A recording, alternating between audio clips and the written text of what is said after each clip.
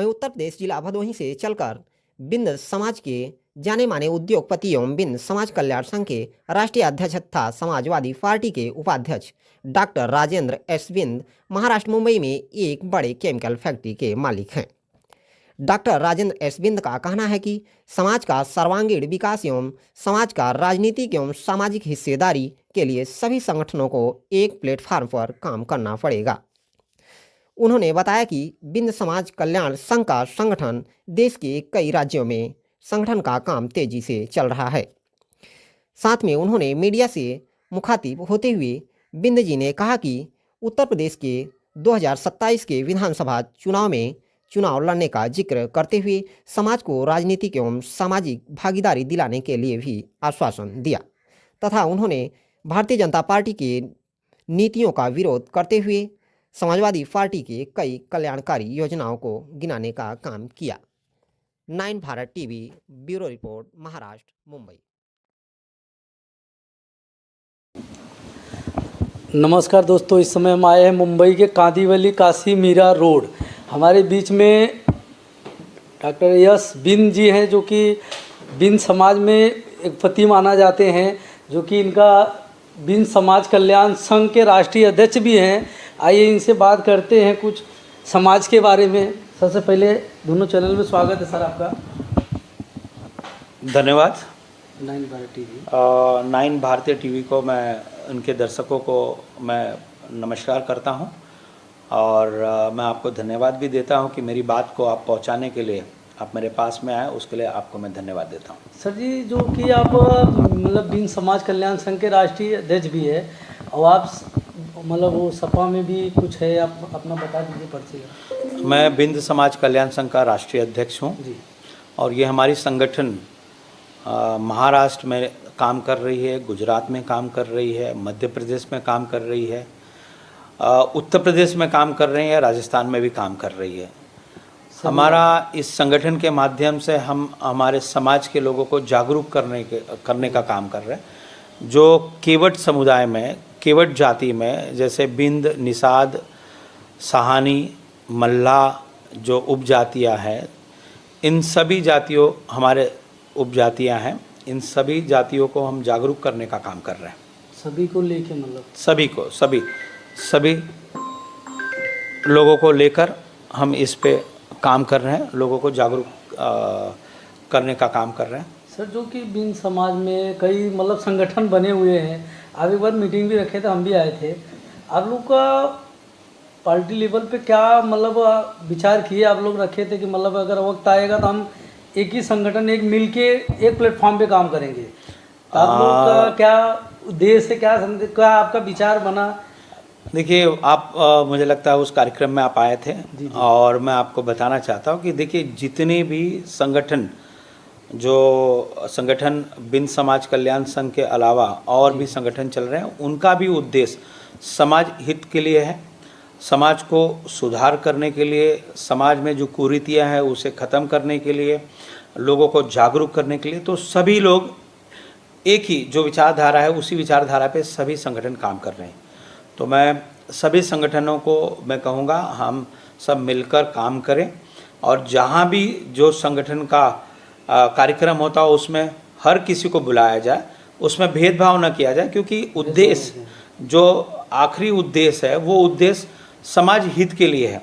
तो मैं सभी को, जैसे एक शेषधर जी का अपना संगठन चला रहे हैं, बिंद विकास संघ चला रहे हैं, उसके बाद में राकेश जी है, मछुआ समुदाय चला रहे हैं, तो वो सभी राकेश जी भी हम लोग जब मीटिंग रखे थे तो राकेश जी आए थे, वो भी प्रभावित थे और उन्होंने भी इस विचारधारा पे सहमत थे कि हम लोग एक ही काम कर रहे हैं, तो सबको मिलजुल कर काम करना चाहिए। कोई बात नहीं है, अलग अलग संगठन चलाएं, कोई दिक्कत नहीं, लेकिन सभी का उद्देश्य एक ही है, तो भेदभाव न करें।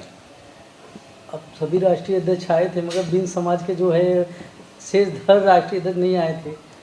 देखिए, शायद वो कहीं शेषधर जी कहीं बिजी रहे होंगे, मानता हूँ, और हमने उनको भी इनवाइट किया था कि वह आए, लेकिन नहीं आ पाए। कोई बात नहीं है, हमारी बात तो उनके पास पहुँची थी और मैं आशा करता हूँ कि शेषधर जी भी हमारे बातों से इत्तेफाक रखते होंगे और उसी धारा में वो भी काम कर रहे हैं, समाज हित के धारा में काम कर रहे हैं।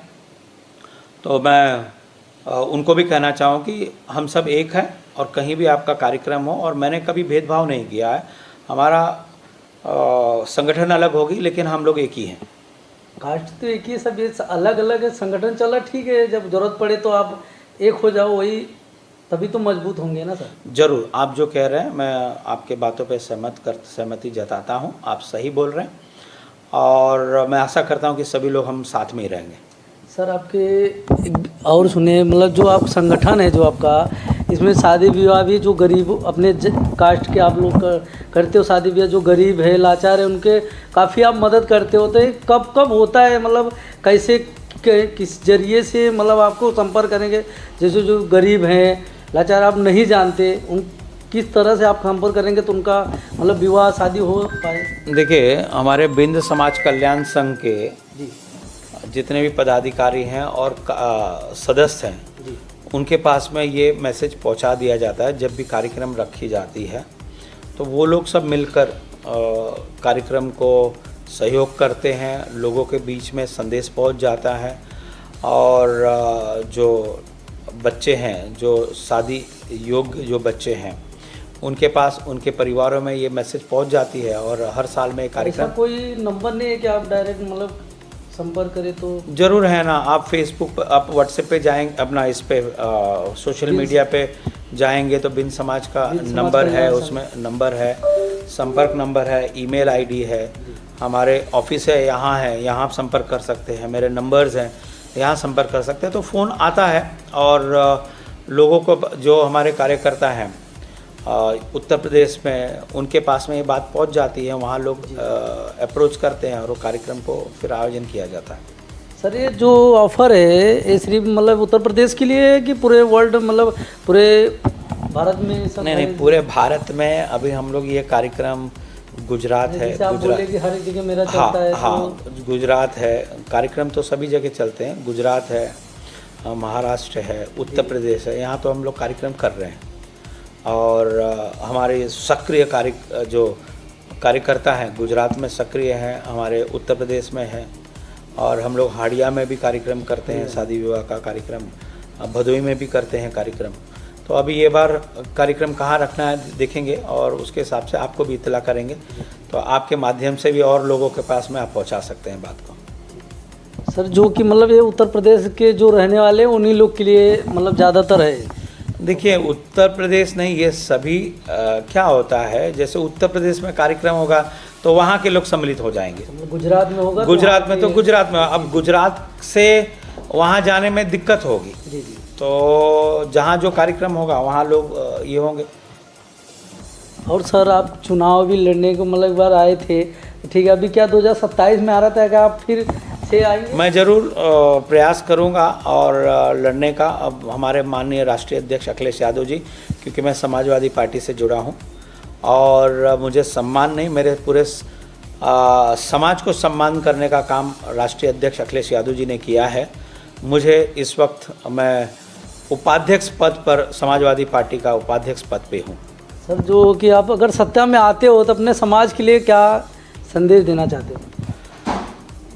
समाज को कि अपने बच्चों को शिक्षित करें और खासकर लड़कियों को शिक्षित करें, जागरूक बने और राजनीति में भी सक्रियता दिखाएं, भागीदारी दिखाएं और अपने लोगों को, ज़्यादा से ज़्यादा अपने लोगों को राजनीति में लाएं। मैं अपने समाज के लोगों को यही कहना चाहूँगा। चूँकि मिर्ज़ापुर काफ़ी पिछड़ा है, काफ़ी मतलब बोले तो काफ़ी पिछड़ा हुआ है, जो लोग की अभी शिक्षा है ही नहीं, वो लोग जंगल में रहते हैं, लोगों को कुछ पता ही नहीं, सब बारे में जानते ही नहीं हैं, उनको क्या संदेश देना चाहते हैं? नहीं, ऐसा बात नहीं है। हाँ, पिछड़ा बोल सकते हैं कि वहाँ जो भौगोलिक स्थिति है, वहाँ पथरीला जगह है, पानी की समस्याएं हैं और मैं इसीलिए मिर्ज़ापुर से लड़ना चाह रहा था। मेरा एक विचार था कि वहाँ पर मैं, अगर वहाँ पर पावर में आता तो मैं चाहता कि वहाँ इंडस्ट्री लगे। मेरे जो इंडस्ट्रियल फ्रेंड्स हैं, हाँ, मेरे जो इंडस्ट्रियल फ्रेंड्स हैं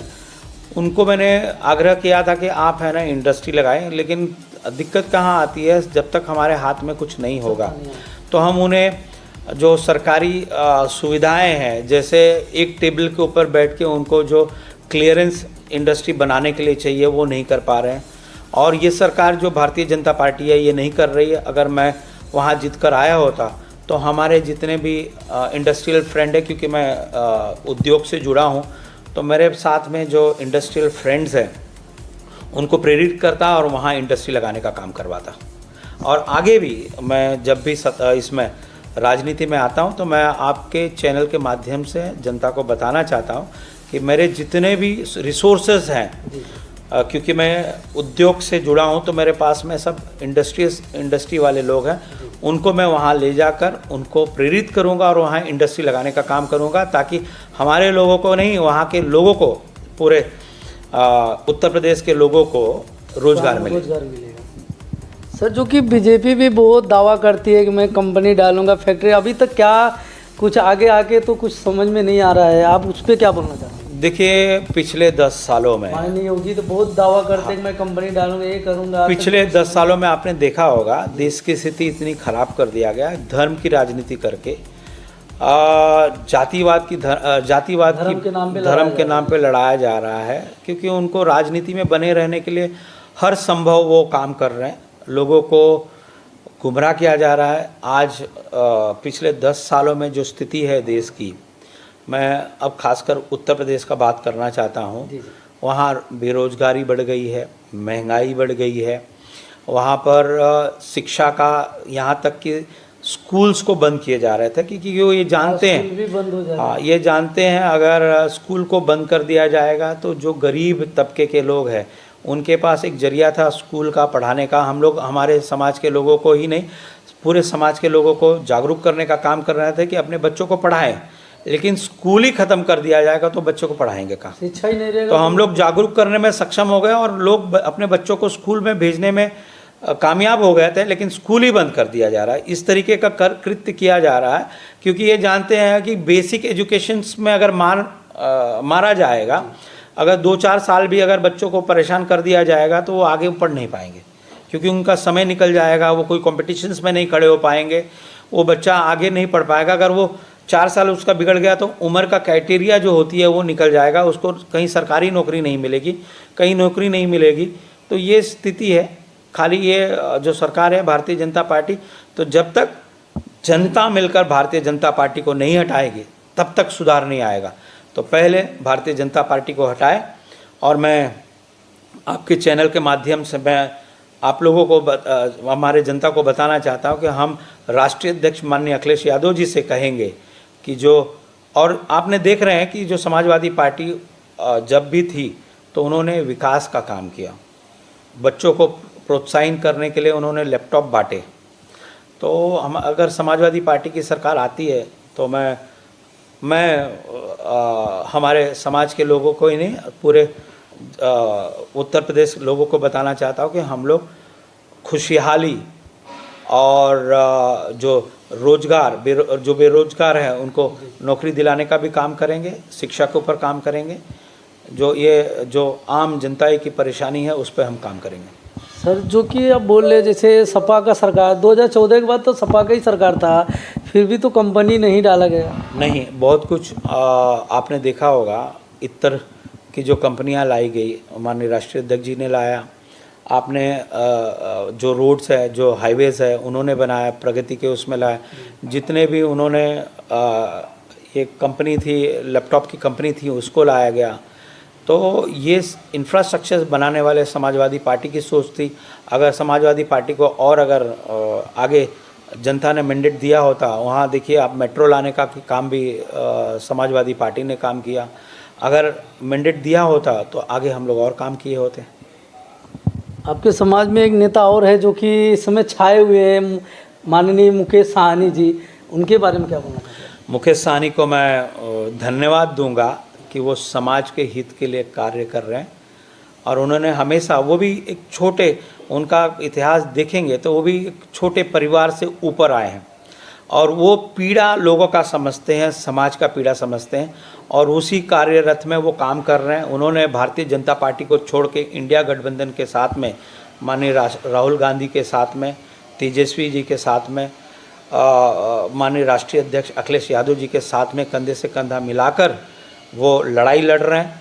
तो मैं निषाद, बिंद, निषाद, मल्ला, केवट, सहानी जो उपजातियां हैं, केवट उपजातियां हैं, उन सभी को कहना चाहता हूं कि मुकेश सहनी को मजबूत करिए और बिहार में उनको ज़्यादा संख्या में उनके विधायक बनाए और उनको मजबूत करे। मैं ये हमारे समाज के लोगों से अपील करना चाहता हूँ। सर, माननीय श्री प्रधानमंत्री के जो माँ को गाली दिया गया, उसी के पीछे में मतलब बीजेपी के जो नेता थे पूरे मतलब बिहार कल परसों के दिन में पूरा बिहार को बंद करने का घोषणा किए थे। उसमें काफ़ी लोगों को मतलब जो बोलते डिलीवरी था उनको भी नहीं जाने दिया गया, काफ़ी प्रताड़ित किया गया, काफ़ी मतलब मारा गया बहुत जन को, गरीबों को। जो मतलब एक आर्मी वाला था, आर्मी को भी रोका गया, नहीं जाने दिया। उस पर क्या आप बोलना चाहते हैं? देखिए, भारतीय जनता पार्टी झूठी पार्टी है, इनकी चोरी पकड़ी गई जी।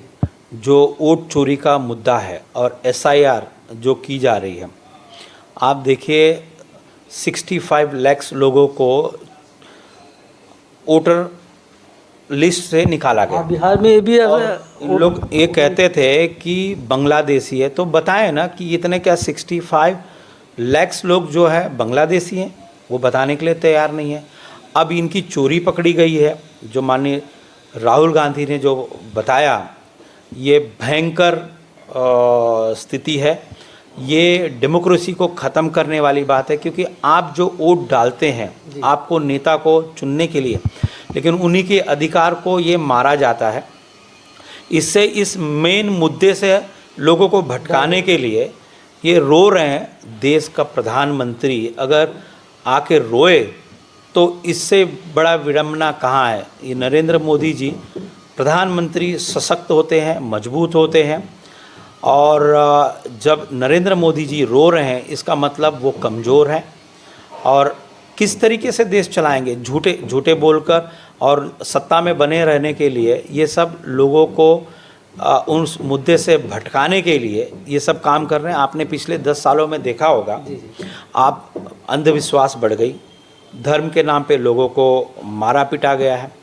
आपको पता है 5 महिलाओं को डायन करके है ना मारा गया, तो अंधविश्वास बढ़ाया गया। ये बेरोजगार है, उनको रोजगार कैसे मिलेगा, इनके पास कोई ब्लूप्रिंट नहीं है, कैसे आगे हैं।